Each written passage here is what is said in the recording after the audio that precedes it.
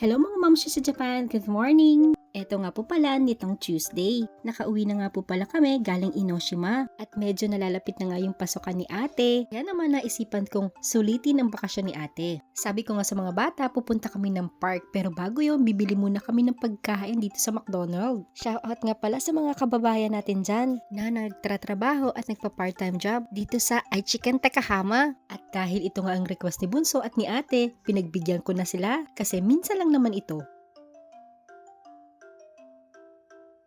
At nandito na nga kami sa Chuba Park, Shinmeicho, Takahama. Talaga naman, ang mga bata talaga napaka-excited maglaro. Sabi ko nga kila ate at Bunso, bago kami maglaro, kumain muna kami. Kasi naman magtatanghalian na rin kaming lumabas niyan. Kaya naman hinayaan ko muna maglaro. Hala, sige, takbo!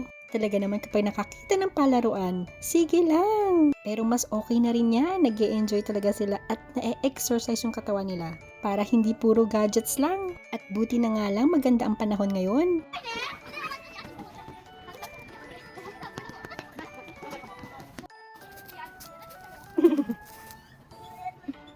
One, two.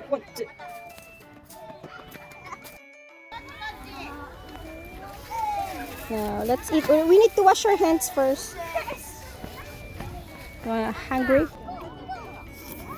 No red sauce. At ayun nga, kinalaunan, pumayag na rin sila. Sabi ko sa kanila, kumain na tayo dahil nagugutom na talaga yung mga buaya ko sa tiyan. At sabi ko sa kanila, hindi naman aalis yung park na andyan lang yan. At kahit maghapon pa kami dito, okay lang. It's junk food. Hey. Come here, look. Ooh. At eto nga, nakita ko nga na may sakura na, kaso hindi pa masyado nagbumukadkad. Ay, etong camera ko hindi nakikisama. Ang labo tuloy.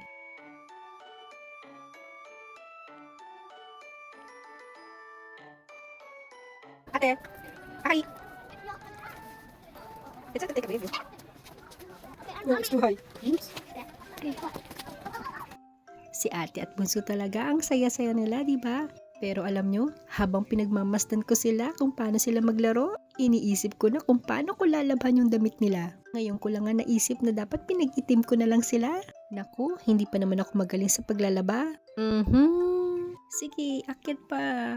1, 2, 3, hala ka dyan.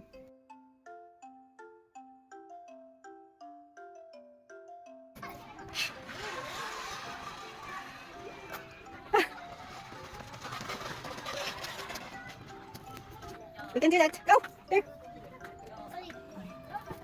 Yeah. You need to hold tight. Yeah. Yeah.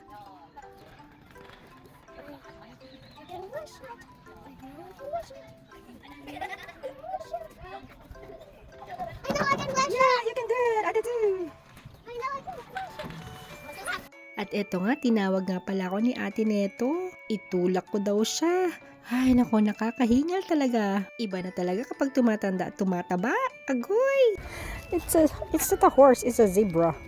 Zebra? Yeah. At eto nga ang mahabang slide dito. Inaya nga pala akong sumakay dyan ni Bunso. Ay nako, nung pagsakay ko palang dire-diretso agad. Ang bilis. Siguro sa bigat ko. After nun, sumakit yung puwet ko.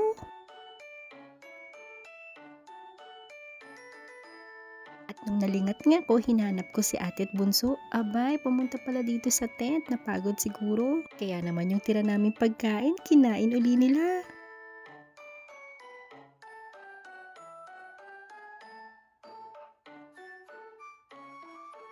Ang sarap talaga tumambay dito, nakaka-relax at nakakaantok din kung pwede lang matulog dito. Kaso nag-iisa lang ako, wala kasi si daddy nasa work at walang ibang titingin sa mga bata kundi ako lang. At ang sarap din ng hangin, kaya naman ito si Bunso, mukhang inaantok na. Kaso nilalabanan.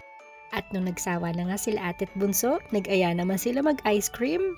Kaya naman pinagbigyan ko at bumili kami sa vendo lang. At habang kumakain nga kami, sabi ni ate, pumunta pa daw kami sa isang park na merong siso daw. Dahil dun sa pinuntahan namin, wala kasing siso. Kaya naman pinagbigyan ko na.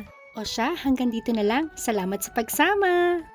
Napakahalaga ang oras sa pamilya pagkatapos ng obligasyon sa trabaho. Pag-aralan mo, ang pahinga mo ay makasama ang pamilya mo. Ibaon mo sa sistema na makasanayan nila kapag wala kang trabaho. Excited sila na makabanding ka. Matik yan. Mga anak natin nakakalimot yan. Kahit anong ibigay mong mga laruan o kahit anong magarang mga material. Ang hindi nila makakalimutan is what they them feel. Talaga naman, ang puso ng mga bata ay matandain, hindi man sila nakakahayag ng mga damdamin nila pero nakasulat naman sa kanilang damdamin ang pinaranas mo sa kanila. Madaling sabi, regaluhan mo sila ng pagmamahal. Yung laruan, konting laro lang nila, sira agad yan. Pero ang alaala kahit iuntog mo ang ulo o kalugin ang pagkatao, hindi yan mawawala sa kanila. Ang kahalagahan nito ay parang binhi na parang itinanim. Yan ay yayabong at kapag yan ay namunga, balang araw sila naman ang magbibigay ng pagmamahal sa iyo na mag-alaga. Kaya kung magbibigay ka ng regalo sa pamilya mo, yung yayamanin nila na hindi nila makakalimutan habang buhay. Ano nga ba yun? E di oras. Yun lang po. Salamat!